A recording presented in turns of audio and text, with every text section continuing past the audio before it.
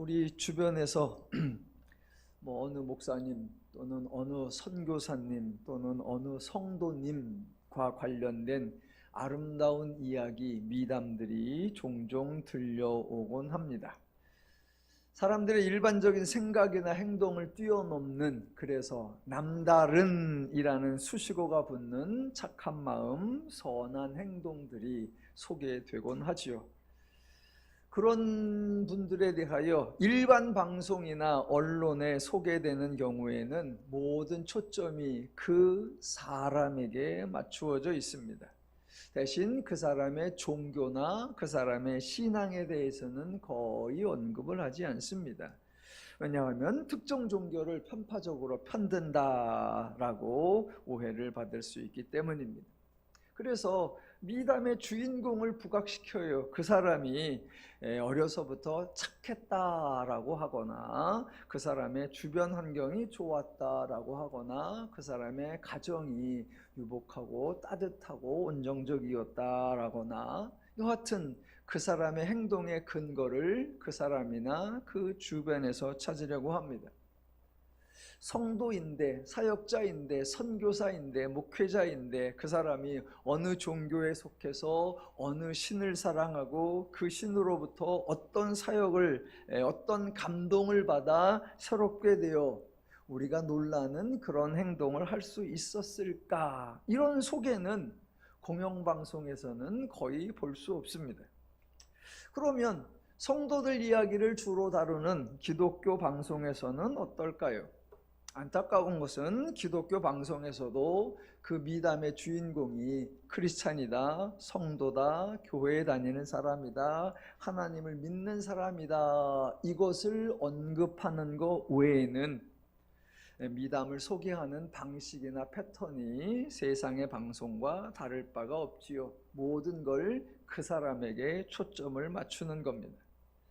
물론 다른 사람은 하지 않는 생각이나 행동을 그 사람은 했으니까 그 사람이 조금 훌륭하다, 그 사람이 조금 특별하다, 그 사람을 좀 구별시할 수는 있습니다. 하지만 과연 성도가 어떻게 그런 생각을 할 수 있었고 어떻게 그런 행동을 할 수 있었는가에 대한 설명, 세상 방송에서 하는 거하고는 달라져야 합니다.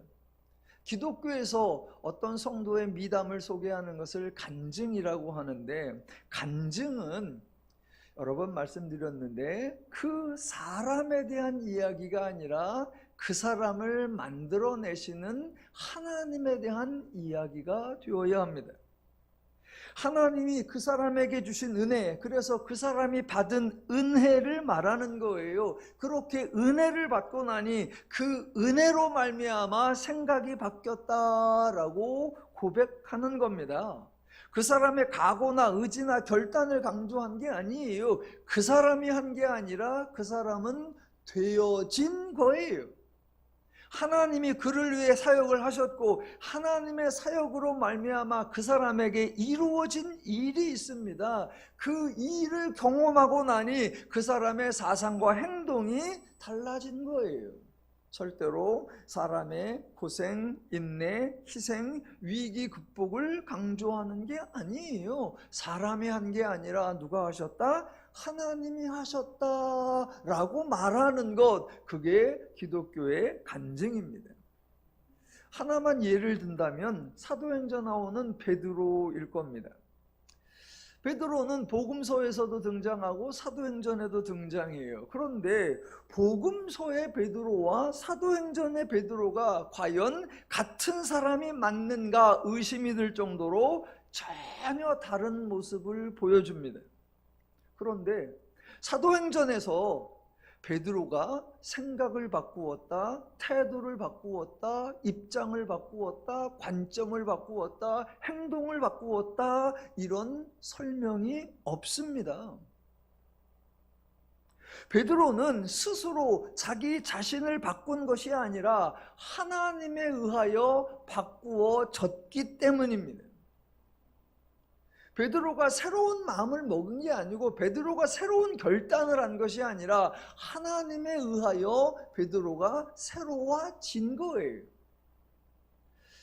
사도행전 10장으로 한번 가보겠습니다. 베드로가 고넬료의 집에 가는 이야기가 나오는데 기독교의 사역 패턴을 아주 잘 보여주고 있습니다. 사도행전 10장.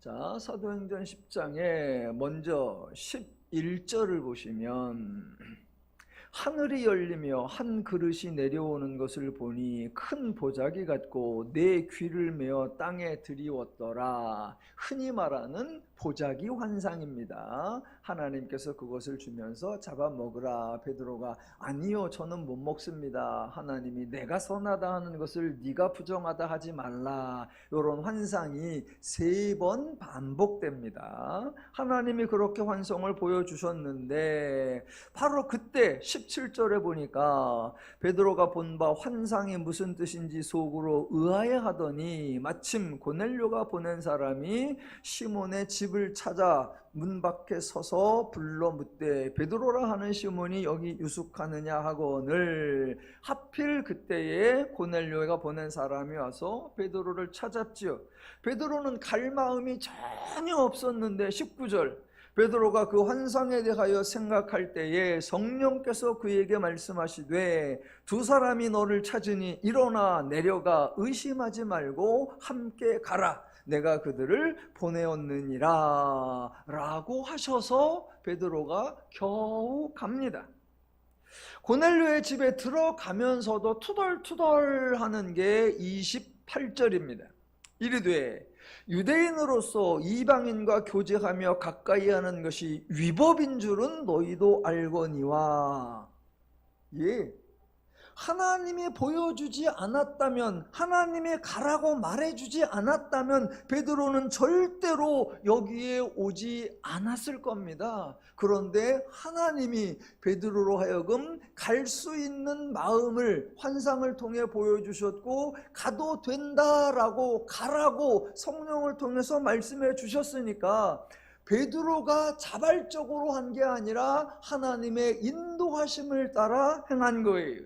그래서 이 사건, 유대인 베드로가 이방인 고넬료의 집에 온 것을 베드로의 결단이라고 하지 않고 베드로의 열린 마음이라고 하지 않고 베드로의 배려와 관용이라고 하지 않습니다. 그래서 성경은 베드로를 한마디도 칭찬하지 않습니다. 네가 대단한 일을 했다, 네가 위대한 일을 했다, 네가 남들이 못하는 일을 했다라고 칭찬하지 않아요. 기독교가 냉정한 것이 아니고 기독교가 인색한 것이 아닙니다. 그러니까 세상에서 일하는 순서와 패턴, 그리고 기독교에서 사역하는 순서와 패턴이 전혀 다릅니다. 세상에서는 일단 사람이 열심을 다해 일을 해서 결과를 만들어내야 합니다. 어떤 결과를 얼만큼 만들었는가 평가를 하죠. 그가 이룬 것을 성과라고 해서 그에 해당하는 성과급을 줍니다. 대신 그가 아무리 수고했어도, 정말로 노력했어도, 힘에 겨울 정도로 헌신했어도 성과가 없으면 꽝입니다. 제가 노력했어요. 밤잠을 줄여가면서 아픈 몸을 이끌고 정말로 열심히 했습니다 라고 했는데, 맞아, 열심히 했어, 수고했어. 대신 성과가 없으면 그냥 애쓴 거지. 대접을 못 받아요. 여하튼 성과, 결론을 만들어내야 돼요. 또 정말 열심히 해서 성과를 만들어냈어, 결과를 만들어냈어. 그랬는데 보니까 다른 사람이 먼저 했어. 나도 수고해서 나도 결과를 만들어냈는데 다른 사람보다 늦으면 그 모든 것은 헛수고예요. 결코 인정받지 못합니다. 그러니까 세상에서 사람들이 일을 할 때에 경쟁을 하는 것이고 효율을 따지는 것이고 보상에 목을 매는 거죠. 이런 패턴은 저보다 여러분이 현장에서 훨씬 더 리얼하게 경험하고 계실 겁니다. 저는 성도님들이 세상에서 사시는 모습에 정말로 위로를 드리고 싶고 격려를 해드리고 싶습니다. 수고가 많으십니다. 애쓰십니다.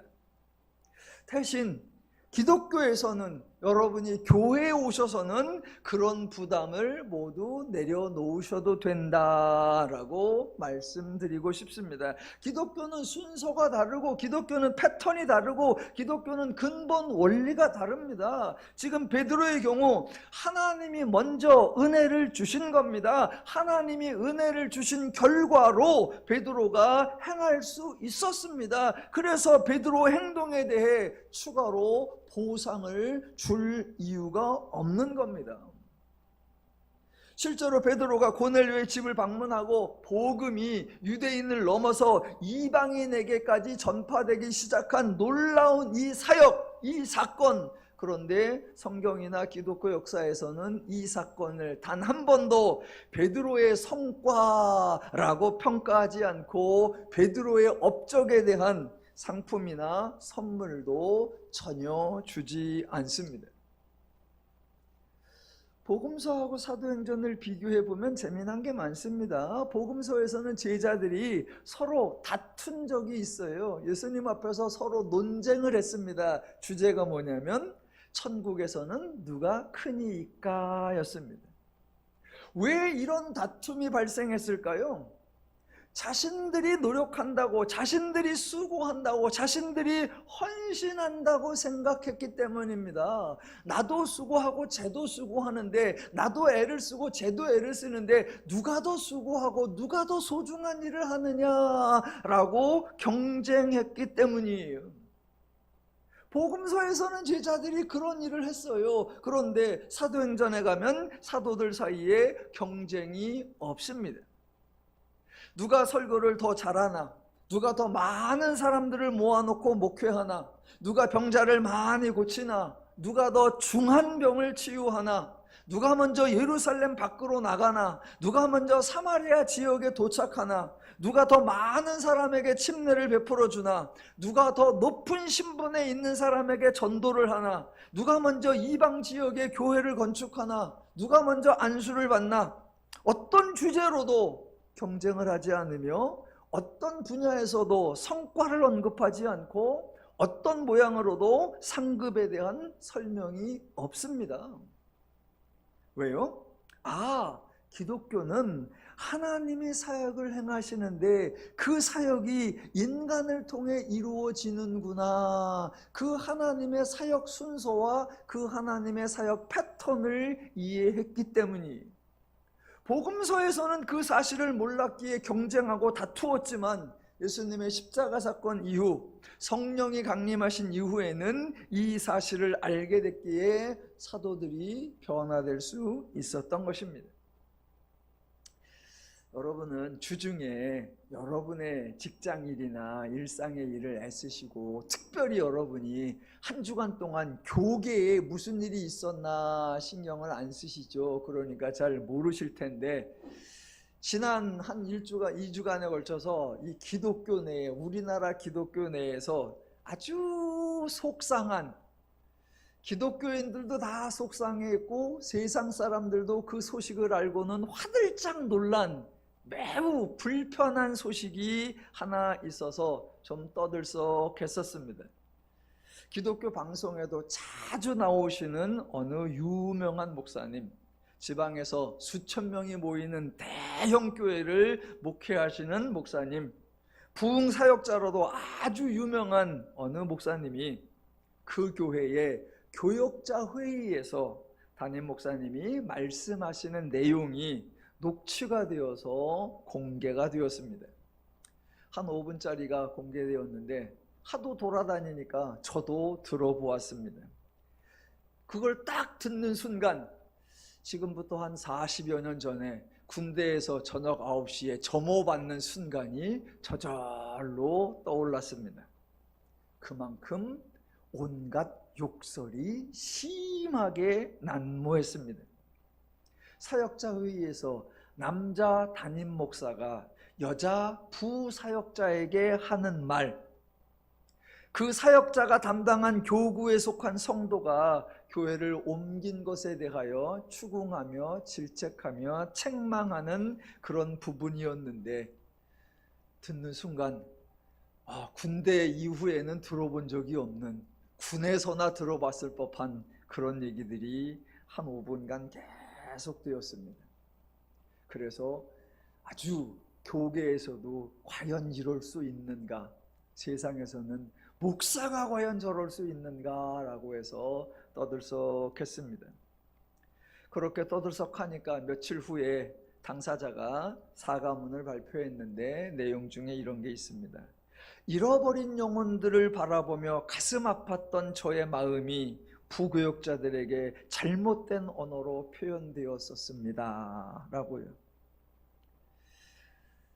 하도 요란하니까 그분이 어느 교단의 부총회장을 하고 있었는데 일단 부총회장직을 사임하겠다라고 했어요. 그래도 정리가 안 되고 며칠 있다가 그 교회 담임 목사직을 사임하겠다라고 하고 교회에서 수용해서 결국은 사임하기로 했습니다. 제가 그분을 비난하려는 게 아닙니다. 불난집에 부채질을 하려는 것도 아닙니다. 담임 목사에서 쫓겨났다고 고소해야 하는 것도 아닙니다. 제가 종종 이런 사례들을 말씀드리는 이유는 기독교의 복음이 어떻게 왜곡되고 있는지, 기독교의 사역 패턴이 어떻게 변질되고 있는지, 기독교의 초점이 어떻게 어긋나 있는지를, 그런 사례들을 통해서 이런 모습으로 이렇게 저만큼 변질되어 있구나 라는 걸 점검해야 한다라는 거예요. 제가 한 두어 주 전에도 기독교 선교단체에서 직원을 뽑는 광고에서, 죄인을 뽑는 게 아니라 직원을 뽑는 광고에서 열심히 부지런히 그거 갖고는 안 된다, 죽을 각오로 일할 사람을 뽑는다 라고 표현했다는 것을 알려드렸습니다. 여러분, 목회자이건 성도이건 모든 기독교인이 꼭 기억해야 할 내용, 기독교 사역의 주체는 하나님이시다라는 거예요. 성도민들보다는 목회자나 사역자들이 더 명심해야 할 기독교의 본질입니다. 기독교는 인간의 능력, 인간의 열정을 강조하는 종교가 아닙니다. 기독교는 인간의 업적, 인간의 성과를 강조하는 종교가 아닙니다. 성경에 모세의 업적이 나오나요? 다윗의 성과가 나오나요? 베드로나 바울의 효율적 사역이라는 표현이 나오나요? 나오지 않습니다. 나오지 않아요. 이런 욕설 사례나 이런 교회의 부패한 모습이 소개될 때마다 꼭 등장하는 변명이 있습니다. 저희 지방의 목사님 장례권으로 목사님들이 여러 명이 이제 모였었는데 그 중에 이 이야기가 나왔어요. 그래서 어느 교회 목사님이 이렇게 험한 말을 많이 했다더라 라고 하니까 그 중에 어느 목사님이 그 목사님을 편들어주면서 이렇게 얘기해요. 그래도 그분의 열정만큼은 대단하다. 그 정도로 물불을 안 가리고 일을 하니 그렇게 큰 교회를 하는 거다. 예, 물론 맞습니다. 대단히 열성이고 대단히 수고하는 거 맞습니다. 하지만 가장 중요한 것을 놓치는 거예요. 기독교 주체는 하나님이시고 하나님의 사역에 동참하는 인간이 정말로 소중하게 여겨야 하는 것은 하나님이 하신 것처럼 한다라는 거예요. 하나님의 기준과 마음과 가치와 원리와 방식과 능력으로 해야 한다라는 겁니다. 우리는 자꾸 하나님을 위해서 한다라고 강조해요. 아니요. 하나님을 위해서 하는 게 중요한 것이 아니라 하나님의 마음으로 한다, 하나님의 심정으로 한다, 하나님이 하시는 것처럼 한다. 이게 가장 소중해요. 기독교 사역에서 인간을 멸시하면서 인간을 모욕해가면서까지 이루어내야 할 하나님의 사역 없습니다. 도리어 모든 수단과 방법과 열정을 총동원하여 하나님이 소중히 여겨주시는 그 인간을 사랑하고 인간을 존중하고 인간을 배려하고 인간을 극진하게 대하는 것, 그게 기독교 사역의 본질이요, 그게 기독교 사역의 핵심입니다. 행여라도 열심, 그게 사람을 삼켜버리는 근거가 되면 안 되고요. 열정, 그것이 인간을 비하하는 정당성이 되면 안 됩니다. 우리는 자꾸 하나님의 영광을 위하여라는 명분을 앞에 내세우고 교회 성장, 교회 건축이라는 목적을 앞세우고 내가 준비된 사역자가 되어서 능력 있게 일해서 하나님에게 상을 받자라고 하는 이 사역 패턴이 반복되고 있습니다. 아니요. 기독교는 기독교 사역의 프레임 자체를, 구조 자체를, 원리 자체를 통째로 바꿔야 됩니다. 아, 하나님이 주체이시고 하나님이 주관하시고 하나님이 진행하시고 하나님이 책임지신다. 인간은 그 하나님의 사역에 동참하여 하나님의 은혜를 경험하며 누리는 것이다. 그래서 인간이 사역할 때 하나님이 하시는 것처럼 한다. 예, 여기에서 벗어나면 안 됩니다. 예, 더누림교회는 크지 않고 조그마한 교회입니다. 그러나 더누림교회에 어떠한 경쟁도 성도 간에 시키지 않을 것이며 어떠한 사역을 위해서도 성도를 동원하지 않을 것이며 어떠한 상을 받자고 성도들을 선동하지도 않을 겁니다. 하나님을 배워가면서 하나님의 일하심을 알아가면서 하나님의 은혜를 누려가자라고 성도 여러분께 하나님의 말씀을 전할 것입니다. 그래서 세상에 일하는 순서와 패턴과 기독교에서 일하는 순서와 패턴이 완전히 다르기 때문에 세상에 없는 표현이 기독교에만 있다니까요. 그 표현이 뭐다? 바로 은혜. 기독교에서 많이 사용하는 표현인데 그 의미가 오해되고 있는 대표적인 표현이 바로 은혜입니다. 여러분, 은혜는 절대로 상이 아니에요. 은혜 받자, 상 받자, 복 받자 라고 말할 수 있는 표현이 아닙니다. 인간이 무엇인가를 잘했을 때 그 대가로 받는 것이 아닙니다. 인간의 노력, 인간의 수고에 대한 보상이 아닙니다. 인간이 이룬 성과, 인간이 이룬 업적에 따라 인간이 받을 배상, 당연히 인간의 몫이 아니에요. 은혜, 제가 사전에 검색해 보니까 이렇게 나오더라고요. 사랑으로 베풀어주는 신세나 혜택. 사랑으로 베풀어주는 신세나 혜택. 예, 좋은 뜻인데 누가 주는 것인지가 안 나와 있고 누가 받는 것인지가 안 나와 있어요. 은혜, 사랑으로 베풀어주는 신세나 혜택. 누가 주고 누가 받는 건가? 기독교적인 의미에서 은혜라고 하면 자격이 없는 사람에게 하나님이 베풀어주는 무조건적인 선물입니다. 정확하게 나와 있죠. 주는 분이 누구시다? 하나님. 받는 자가 누구다? 자격이 없는 사람. 예, 만약 자격이 있는 사람이 받는다면 그것은 은혜가 아니라 정당한 몫입니다. 기독교의 은혜는 하나님이 일방적으로 주시는 것이기에 인간이 받아낼 수 있는 수단이나 방법이 없고 자격이나 조건이 없고 과정이나 절차가 없습니다. 은혜에 관련해서는 두 가지 아주 중요한 내용이 있어요. 하나는 조금 슬픈 내용이고 하나는 매우 기쁜 내용이에요. 은혜와 관련해서 이 두 가지. 자, 한 가지 슬픈 내용은 인간은 은혜가 필요한 상황에 처해 있다라는 것이고, 다른 한 가지 기쁜 내용은 하나님은 인간에게 필요한 은혜를 가지고 계시고 그 은혜를 주실 수 있고 더 나아가 은혜를 주시고 싶어하는 분이시다라는 사실입니다. 제가 종종 조크처럼 말씀을 드리는데 사실은 조크가 아니라 실제예요. 은혜. 인간이 은혜가 필요한 상황에 있으니까 은혜를 주는 거잖아요. 그러니까 가능하면 은혜 안 받으시는 게 좋은 거예요. 은혜 받을 일이 생기지 않은 게 참 행복한 거예요. 은혜 없어도 내가 살아갈 수 있다라고 하는 게 형통한 거고 창대한 거고 평안한 거예요. 가능한 한 은혜 없이 사시기를 주님의 이름으로 축원합니다. 예, 우리는 자꾸 은혜를 상이라고 생각해요. 그러니까 내가 뭔가를 해서 더 많이, 더 크게, 더 좋게 상을 받아내려고 하는 욕심이에요. 아니요, 은혜는 상이 아니라 인간의 행동에 상응하는 보상이 아니니까 인내 받으려고 노력할 것이 없고, 은혜는 하나님이 마구잡이로 마구 뿌려대는 그런 게 아닙니다. 은혜가 필요한 상황에 처한 사람에게 베풀어주는 하나님의 맞춤형 선물.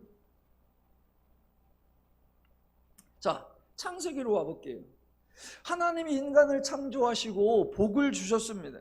인간은 복을 받았고 하나님이 주신 복을 누리며 즐겁고 신나고 자유롭고 평안하게 서로 행복하게 살았습니다. 그래서 창세기 1장과 2장에 등장하는 아담과 하와에게는 은혜가 필요하지 않았습니다. 왜요? 창조 때 하나님이 모든 것을 다 주셨고, 그래서 아담과 하와에게는 부족한 것이 없고 연약한 것이 없고 결핍한 것이 없고 보충할 것이 없고 해결해야 할 것이 없고 더 채워야 할 무엇이 없습니다. 그래서 아담과 하와에게는 하나님이 따로 은혜 주실 일이 없어요. 은혜가 필요하지 않은 상황이에요. 정말 행복한 삶을 살았습니다. 그러다가 창세기 3장에서 아담과 하와가 죄인이 되었습니다. 하나님에 대하여 죽은 자가 되었습니다. 이제 인간에게 문제가 생긴 거예요. 인간에게 없는 것이 생겼고 인간에게 필요한 것이 생겼습니다. 하나님의 마음이 없고 심정이 없고 하나님의 기준이 없고 가치가 없고 하나님의 개념이 없고 원리가 없고 방법이 없고 하나님의 능력이 없습니다. 그 없어진 것을 채웠으면 좋겠는데 인간이 구할 수가 없고 인간이 마련할 수가 없고 인간이 챙길 수가 없고 인간이 대체할 수가 없고 인간이 어찌할 수가 없습니다. 또 인간이 죄인이 되어서 다른 문제도 발생했습니다. 아담과 하와가 서로 부부인데 서로에게 책임을 전가하며 비난하는 그런 마음과 자세가 자리를 잡았습니다. 가인과 아벨이 형제간인데 시기하고 질투하고 미워하고 살인하는 마음과 행동이 벌어졌습니다. 라멕과 그 후손들이 친족간이요 동족간인데도 강포하고 잔인하고 폭언과 폭행을 서슴지 않는 마음과 태도가 만연해져 버렸습니다. 그 상황을 해결해야 합니다. 그런데 인간 스스로 그 상황을 피할 수도 없고 막을 수도 없고 조정할 수도 없고 해결할 수도 없고 어찌할 수가 없습니다. 이런 인간의 상태, 이런 인간의 상황, 이런 인간의 사고와 행동을 정확하게 지적해 주는 게 오늘 본문 창세기 6장 5절이에요. 사람의 죄악이 세상에 가득함과 그의 마음으로 생각하는 모든 계획이 항상 악할 뿐임을 보시고, 인간 중에 아담 이후로 태어난 자들 중에 어느 누구도 어느 자손도 어느 후수도 어느 계열도 예외가 없습니다. 창세기 1장 2장과 비교할 때 창세기 3장 7절 이후에 등장하는 모든 사람은 새로운 피조물인데 좋은 쪽으로 새로운 피조물이 아니라 나쁜 쪽으로 새로운 피조물입니다. 좋아진 거 아니고 개선된 거 아니고 정반대로 나빠지고 악화되고 곤고해지고 불행해졌어요. 그래서 원래는 인간에게 전혀 어울리지 않는, 인간에게 전혀 상관이 없는, 인간에게 전혀 필요가 없는 용어가 은혜였는데 창세기 3장 7절 이후부터 인간에게 꼭 있어야 하는 것, 인간에게 꼭 필요한 것이 은혜가 되어버렸습니다. 그래서 드디어 성경에서 처음으로 은혜라는 표현이 등장하는 게 오늘 본문 창세기 6장 8절입니다. 읽어보겠습니다. 노아는 여호와께 은혜를 입었더라. 제가 지금까지 계속해서 정성껏 설명을 드렸으니까 이 8절에서 노아에게 초점을 맞추어서는 안 된다라는 것은 아실 겁니다. 지난번 족보 창세기 5장에서 이렇게 여러 사람이 등장하는데 창세기 5장에서 기독교에서 아주 소중하게 대우하는 분이 한 분 계신데 그분이 에녹입니다.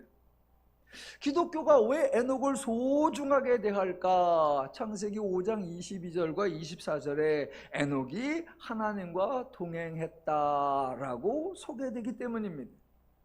이렇게 기록이 되어 있으니까 많은 분들이 이렇게 생각하는 거예요. 에녹이 신실했다, 에녹이 믿음이 좋았다, 에녹이 순종했다, 에녹이 하나님의 뜻을 따랐다, 에녹이 하나님께 절대적으로 충성했다, 에녹이 자기 비전을 모두 부인하고 전적으로 하나님의 명령대로 행했다, 에녹이 자기 삶을 완전히 포기하고 오직 하나님과 동행했다라고 에녹에 대한 칭찬을 쏟아내더라라는 겁니다.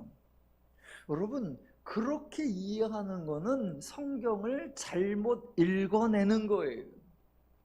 정작 성경은 에녹에 대하여 별로 말하지 않습니다. 에녹에 대하여 자세하게 설명하지 않아요. 혹시 에녹에 대해서 좀 알고 계십니까? 저는 에녹에 대해 알고 있는 정보가 매우 적어요. 왜? 성경 자체가 너무너무 정보가 없어요. 저 여러분이 아는 거라고는 달랑. 에녹은 65세에 무두셀라를 낳았고, 무두셀라를 낳은 후 300년을 하나님과 동행하며 자녀들을 낳았으며 그는 365세를 살았더라.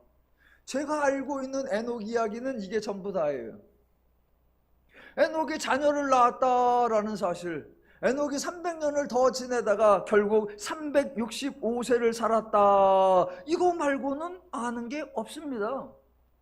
만약 성경이 에녹을 강조하려 했다면, 에녹이 하나님과 동행한 사실을 강조하려고 했다면, 성경은 에녹이 언제 어디서 얼만큼 어떻게 하나님과 동행했는가 그 내용을 자세하게 소개해 주어야 합니다. 그래야 우리가 에녹을 닮든지, 그래야 우리가 에녹을 본받듯이 하죠.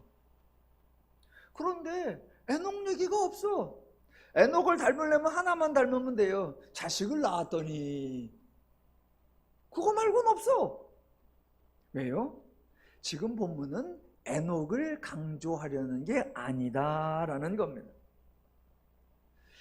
창세기 1장부터 계속해서 성경이 소개하는 주체가 누구냐? 바로 하나님입니다. 어떤 사람은 한 단락 등장하고 사라지고, 어떤 사람은 한 사건에 등장하고 사라지고, 어떤 사람은 한 구절만 언급하고 사라집니다. 그렇게 사람들이 스쳐 지나갈 때 하나님은 계속해서 사람과 함께 사역하고 계십니다. 그러면 누가 누구와 동행하는 걸까요? 에녹이 하나님과 동행하는 겁니까? 하나님이 에녹과 동행하는 겁니까? 예, 성경은 하나님이 인간과 동행한다, 하나님이 아담과 동행하고, 하나님이 가인과 동행하고, 하나님이 셋과 동행하고, 하나님이 에녹과 동행하고, 하나님이 노아와 동행하고, 사람이 아무리 바뀌어 나가도, 사람의 수준이 상태가 아무리 변화갈지라도 하나님은 일관되게 사람과 동행하시며 그 사람을 위해 일해 주신다라는 것이 성경이 강조하려는 거예요. 하나님의 행적, 하나님의 사역을 강조하는데 우리 하나님의 성품이 다 내가 한다 의시되고 과시되는 분이 아니라, 그 하나님이 인간을 소중히 여기고 인간을 배려해서 마치 인간이 하는 것처럼, 마치 인간이 훌륭한 것처럼 인간을 높여주는 방식으로 성경이 기록을 하는 거예요. 그래서 하나님이 에녹과 동행하는 것이 사실인데, 본문에는 에녹이 하나님과 동행하더니 라고 에녹을 높여주는 방식으로 기록되어 있는 거예요. 에녹을 그렇게 표기하는 것처럼 똑같은 표현이 지금 노아에서도 반복이 되는 거예요. 그래서 6장 8절, 그러나 노아는 여호와께 은혜를 입었더라. 이 구절에서도 핵심은 노아가 아니라 하나님입니다. 그래서 원래대로 표현한다면 하나님이 인간을 배려하고 있다는 그런 방식이 아니라 그냥 있는 그대로, 사실 그대로, 현재 그대로, 실제 그대로 표현한다면 8절은 이렇게 되어야 합니다. 여호와께서 노아에게 은혜를 주셨더라.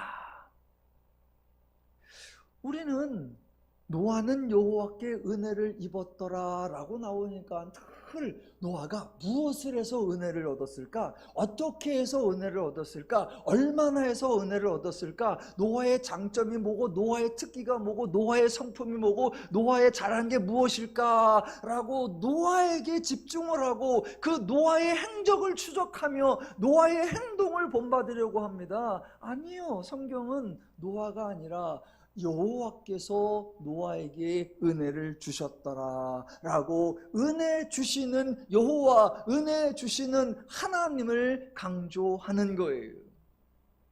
여러분, 은혜를 주시는 분과 은혜를 받는 사람의 입장에서 은혜 받는 사람은 할 말이 없어요. 은혜 받는 사람이 할 말은 딱 이거예요. 제가 얼마나 절박한데요, 제가 얼마나 간절한데요, 제가 얼마나 필요한데요, 지금 제가 얼마나 막막한데요, 은혜가 너무나 필요합니다, 은혜가 꼭 와야 합니다. 절박함과 간절함을 호소하는 것 말고는 은혜가 필요한 자가 할 말이 뭐 있어요? 그러니까 은혜 필요한 사람들은 대부분 뭐 합니까? 일단 울죠. 일단 울어. 왜? 내가 할 수 있는 게 없다, 내가 방법이 없다, 내가 대책이 없다, 은혜 말고는 돌파구가 없다. 가능한 나의 그 절박함과 연약함을 호소하는 거, 그거 말고는 할 일이 없어요. 하나님, 제가 이만큼 했었고요, 저것도 했었고요, 이렇게 했었고요, 그러니까 하나님 주십시오. 그거는 대가를 요구하는 거고, 그거는 상을 요구하는 거죠. 자기 행동을 주장하기 시작하면 하나님과 거래를 하겠다는 거고, 은혜가 필요한 사람은 할 말이 없어요. 간절하다, 절박하다. 그러니까 기독교의 은혜는 언제나 은혜 주시는 하나님에게 초점이 맞추어져 있습니다. 예, 우리 하나님은 은혜를 주실 수 있는 분이에요. 하나님이 은혜를 주실 수 있는 분이다 라고 해서 하나님이 그 은혜 주실 수 있는 권세를 인간에게 부리지 않습니다. 나 하나님인데 나 은혜가 있어, 나 은혜를 줄 수 있다, 가만히 있어보자, 어느 놈에게 은혜를 줄까 한번 찾아볼까. 하나님은 이렇게 비열한 행동을 하지 않습니다. 어떤 사람을 찾아와서, 야, 너 간절한 것 같은데, 너 절박한 것 같은데, 어디 한번 내가 은혜를 가지고 있는데 줄까 말까 고민 중이거든, 너 은혜 받을 짓을 한번 해봐. 하나님은 이렇게 야비한 일을 하지 않습니다. 알았어, 네가 절박하니까 내가 일단 은혜를 줄게. 그런데 내가 은혜를 주면 너는 나에게 뭘 해줄 건데? 하나님은 이렇게 치사한 일을 하지 않으십니다. 하나님이 인간을 얼마나 소중히 여기는데, 그 인간이 지금 절박함 속에, 그 인간이 그 간절함 속에, 인간이 그 막막함 속에 사로잡혀 있는데 그를 찾아와서 은혜가 있긴 한데 이 은혜를 어쩔까, 줄까 말까. 하나님은 인간을 그렇게 대하시지 않습니다. 예, 하나님은 은혜를 주실 수 있는 분이요, 하나님은 은혜를 주시는 분이요, 하나님은 이미 은혜를 주신 분이요, 앞으로도 계속해서 주실 좋으신 하나님이십니다. 그래서 여호와께서 은혜를 주셨다는 게 강조이기 때문에 본문에 노아의 행적, 즉 노아가 언제 어디서 무엇을 어떻게 얼마나 하나님을 위하여 일을 했나, 그런 언급이 없는 거예요. 하나님이 노아의 행동을 보시고 그 행동에 적절한 보상을 해주는 그런 패턴이 아니기 때문이에요. 실상 하나님이 노아에게 은혜를 주셨더라, 예, 이게 맞는 거예요. 은혜는 인간의 행적에 대한 하나님의 보상이 아니라 자격이 없는 자에게 베풀어 주시는 하나님의 선물. 그러니까 노아가 무엇을 했는지 몰라도 돼요. 하나님이 노아에게 은혜를 주셨더라. 아, 지금 노아를 포함한 모든 인간들이 창세기 6장 5절에 나오는 것처럼 지금 저들의 생각이, 저들의 포악함이, 저들의 죄가 가득 차고 저들의 행동이 모두가 악하고, 그러니까 그 행동들에 의한 결과들이 악하여 저들이 불행하고 있다. 불행하니까 저들에겐 은혜가 필요하다. 필요한 자에게 은혜를 주겠다. 그게 하나님의 심정이십니다. 혹시 어떤 분이 이렇게 말할 수 있습니다. 아이 목사님 8절까지만 있는 게 아니잖아요. 9절 넘어가고 이제 12절 13절 넘어가 보면 드디어 이제 노아가 와 사람들이 아무도 하나님을 믿지 않을 때 노아가 직접 방주를 만들고 비도 오지 않았고 비를 본 적도 없는데 비를 대비해서 사람이 조롱하고 놀려도 열심으로 충성을 다해 오랜 기간 동안 애를 써서 배를 만들잖아요. 그런 헌신과 충성이 있었잖아요. 그러니까 하나님이 상을 주셨잖아요. 아니요.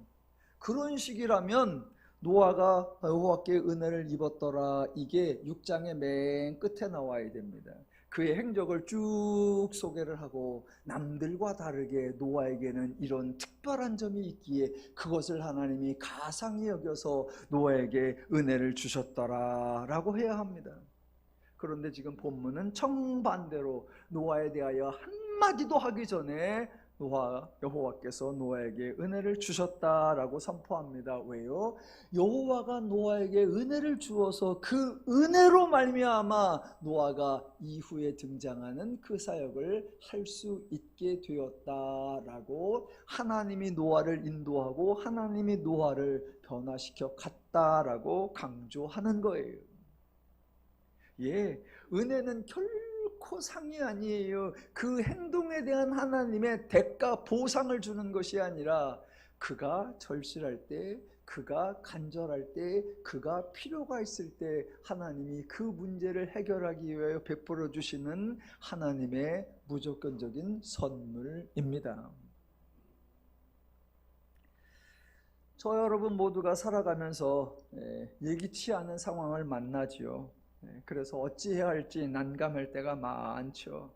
그럴 때 저에게도 그렇고 여러분에게도 그렇고 혹시라도 그런 상황이 닥치면 하나님의 놀라운 은혜가 풍성히 임하도록 간절히 기도하겠습니다. 제가 개인적으로는 사실 지난주 주말부터 한 며칠간 거의 한 열흘간 저에게 좀 전혀 예상하지 못한 아주 난처한 상황을 제가 맞이했었어요. 지난주 한 금요일부터. 그래서 금요일, 토요일, 지난주일 설교하고 월, 화, 수까지 지내면서 제가 아주 마음이 많이 무거워서 흔히 말하는 잠도 잘 오지 않더라 그런 상황을 한 며칠 겪었었습니다. 경제적인 어떤 문제가 갑자기 좀 발생을 해서 그거를 해결을 해야 되는데 흔히 말하는 백방으로 헤매다. 그래서 여기 가서 좀 물어보고 저기 가서 도움을 청하고 이쪽에서 조치를 취하고 이렇게 취하고 하면 할수록 다 막혀요.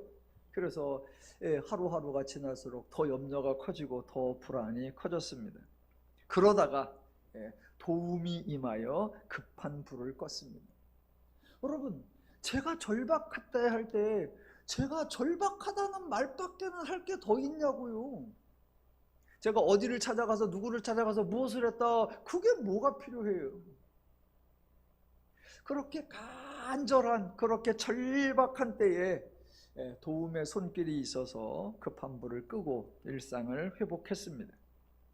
제가 지금 은혜를 받았습니다 라고 말하지 않고 도움이 있어서 문제가 일단 급한 불을 껐다라고 했습니다. 왜냐하면 여러분 은혜 하나님이 주시는 은혜는 사전 조건도 없고 사후 조건도 없습니다. 하나님이 긍휼히 여기셔서 그 사람에게 필요한 것을 전적으로 베풀어 주시는 선물이에요.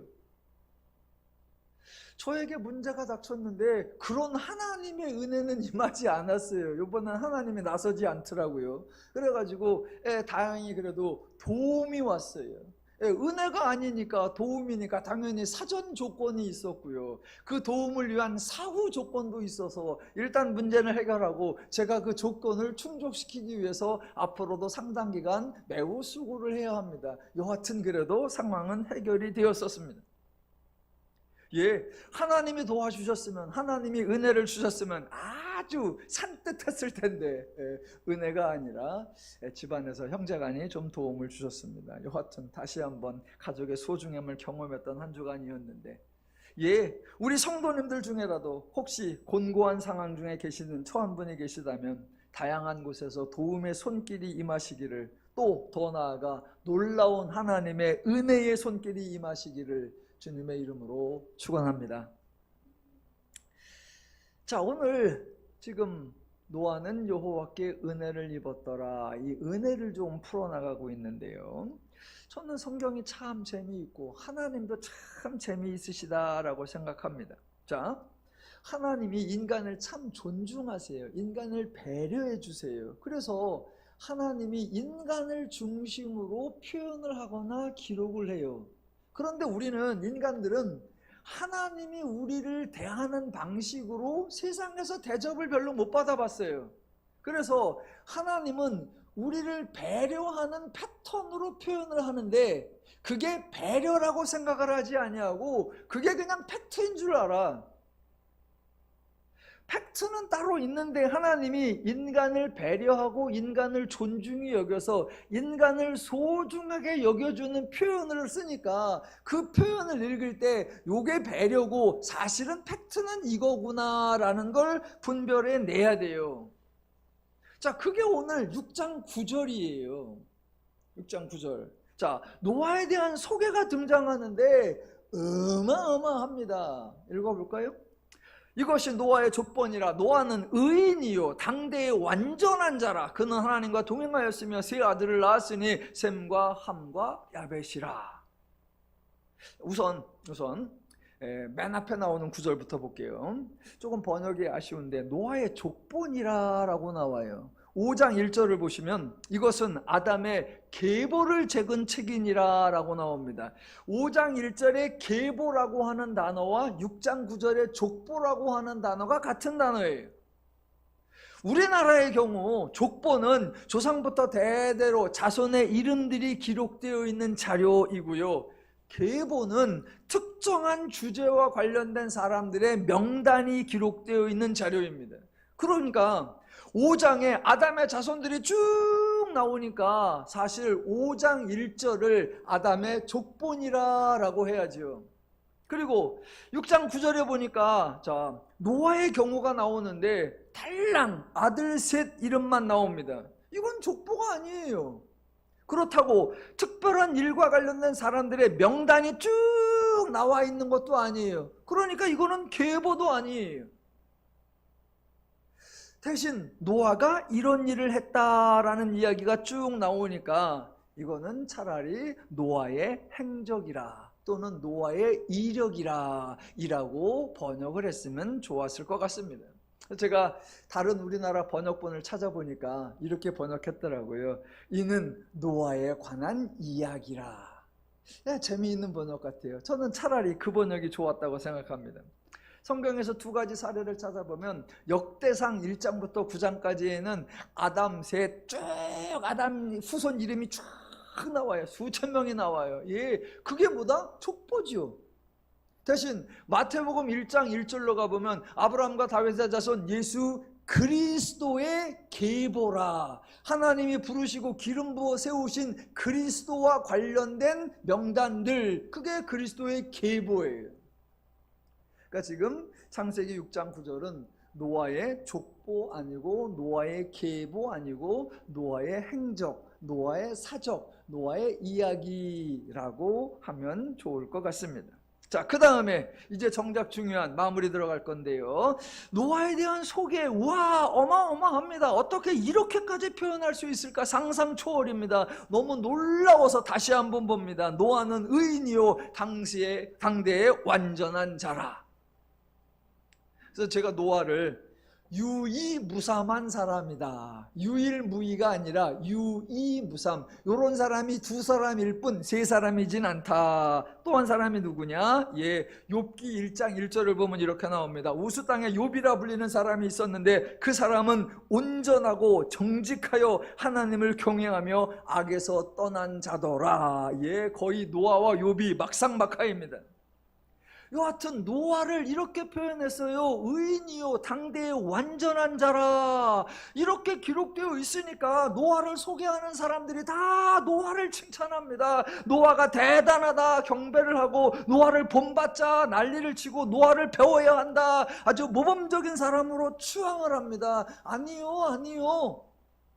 성경에 기록되어 있는 것을 하나님의 심정과 하나님의 배려를 이해하면서 실제를 읽어내야 돼요. 자, 이 노아 6장 9절이 바로 앞에 나오는 구절과 바로 뒤에 나오는 구절만 보아도 구절처럼 이게 사실일 리가 없다라는 건 너무나 쉽게 알 수 있습니다. 앞에 나오는 거 여러 번 읽었지만 한 번 더 6장 5절 사람의 죄악이 세상에 가득함과 그의 마음으로 생각하는 모든 계획이 항상 악할 뿐임을 보시고, 예, 노아도 예외가 아닙니다. 노아는 아담의 자손이 아니랍니까? 셋의 후손이 아니랍니까? 아니, 노아는 이 세상에 살고 있지 않답니까? 6장 5절에 노아도 포함되어 있어요.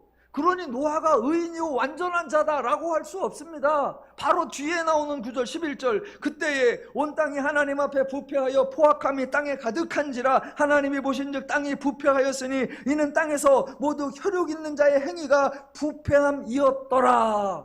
아니, 노아는 온 땅에 거하지 않는답니까? 노아는 모든 혈육 있는 자에 포함되지 않는답니까? 아주 기본적으로 노아는 죄인이 아닙니까? 죄인에게 의인이라는 표현, 죄인에게 완전한 자라는 표현이 가능합니까? 만약 노아가 실제로 9절에 나오는 기록된 그대로 정말로 노아가 의인이요 노아가 당대의 완전한 자라라고 하면 창세기 6장 8절은 본문에서 삭제해야 됩니다. 그러나 노아는 여호와께 은혜를 입었더라. 이거 지워야 합니다. 아니, 이렇게 완벽한 사람, 어떤 문제도 없고 어떤 어려움도 없어서 어떤 도움도 어떤 필요도 없는 그런 노아에게 하나님이 무슨 은혜를 줄 게 있어요? 아니, 말 그대로 이 정도가 노아가 실체라고 하면 은혜를 줄 게 아니라 천국문을 열어놓고 하늘 보화를 쏟아주는 상을 주셔야지요. 은혜는 은혜가 필요한 자에게 주어지는 거예요. 만약 노아가 은연이요 당대의 완전한 자라 그러면 은혜 없어도 잘 사는 사람한테 뭘?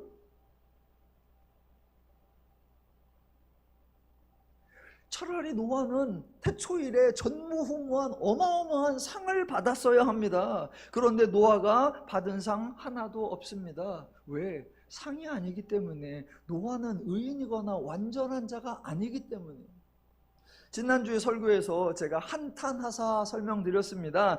하나님이 한숨을 쉬면서 탄식하신 것이 아니다라고 했습니다. 인간이 죄인이 된 현실을 보시고 인간이 스스로 죄 문제를 해결할 수 없음을 보시고 하나님이 사람을 안위하기로 작정을 하시고 하나님이 인간을 위로하고 하나님이 인간을 치유하고 하나님이 인간을 회복하기로 마음 먹으셨다라고 강조했었습니다. 하나님이 그렇게 마음을 먹으셨기에 그래서 노아라는 사람을 하나님이 부르고 노아라는 사람을 하나님이 세우는 거예요. 하나님이 대책을 세우고 인간에게 도움을 주기 위한 하나님의 사역을 행하려고 하나님이 노아와 동행해 주시겠다라는 거예요. 그러니까 창세기 6장 8절의 시절은 그러나 라고 시작할 것이 아니라 그래서 라고 시작을 해야 합니다. 마치 다른 사람은 다 멸절을 당해야 한다. 그러나 노아만은 예외다 라는 의미가 아니라는 겁니다. 모든 사람이 다 악하여 모든 사람이 다 쓸어버림을 당할 처지가 되어 있다. 이에 하나님이 모든 사람을 안위하시기로 작정하셨다. 그래서 하나님이 노아를 통해 사역을 하기로 마음 먹으셨다. 그래서 하나님이 노아에게 은혜를 주셨다. 왜? 아무도 자격 있는 자가 없으니까 하나님이 노아에게 은혜를 주어서 노아를 의인이라 여겨주고 노아를 완전한 자라고 여겨주어서 노아를 통해 하나님이 인간이 멸절당함을 피할 수 있도록 조치하겠다. 이게 하나님의 뜻입니다. 노아에 대한 소개는 실제로 노아가 이렇게 퍼펙트한 사람이라는 의미가 아니라 하나님이 노아를 의인으로 보아주기로 작정하고 하나님이 노아를 완전한 자로 여겨주기로 작정하고 하나님이 노아와 동행하기로 작정하셨다라는 의미입니다. 그래서 이제 다음 주부터 펼쳐질 홍수 이야기는 하나님이 죄인을 심판하고 하나님이 죄인을 멸절하는 얘기가 아니라 멸절당하는 인간을 구원하시고 사라져버릴 인간을 보존시키시는 하나님의 은혜의 행위, 하나님의 구원의 행위, 하나님의 회복의 행위가 되는 것입니다. 우리 하나님은 정말 인간을 사랑하시고 인간을 위해 주시는 좋으신 하나님이십니다. 사랑하는 더누림 성도 여러분, 오늘 교회에 잘 나오셨습니다. 교회에서 선포되는 하나님의 말씀을 통해 위로와 안식을 얻으시고 새 힘을 받으시기를 주님의 이름으로 축원합니다.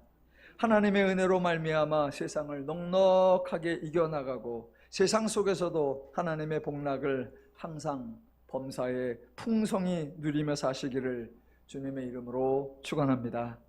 기도하겠습니다.